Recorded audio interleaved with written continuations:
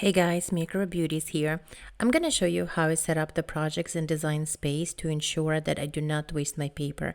I almost never ever accept the option for the Design Space to just, position my cutout files for me. I almost always manually adjust them, and I'll explain to you why. As you guys see it, I am pulling in my petal, and the very first thing I always do is, adjust the size. I decide what I'm going to start it off with, and I'll either accept the size that I have my petal or I'll manually change it. The second thing that I do is I pull in a shape, which is what I'm trying to do right now. And I will set that shape to be the size of 8 by 11, or if I'm working with a 12 by 12 inches paper, then I will adjust it to 11.5 inches to 11.5 inches.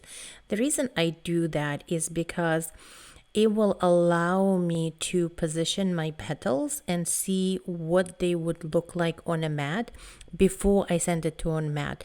And by having the contrast, right, it makes it easy for me to see how much more space I have on the paper.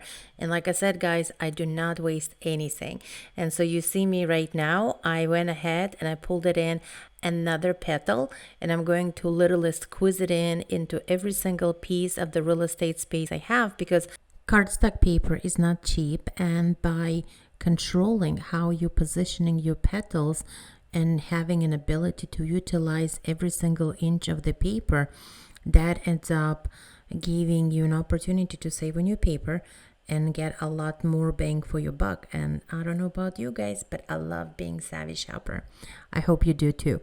And so once I have all of my petals in a position, I'm going to select all of them and use attach to make sure that they are cutting out exactly how I want them to be cut out. And if you take a look a little bit closer here, I could theoretically squeeze in a bit more of a petals for hydrangeas right in there as well. I'm not doing it in this case, but definitely could. So now I'm gonna go ahead and save my project because it's a group project. I'm doing a collection, and ta-da! Save.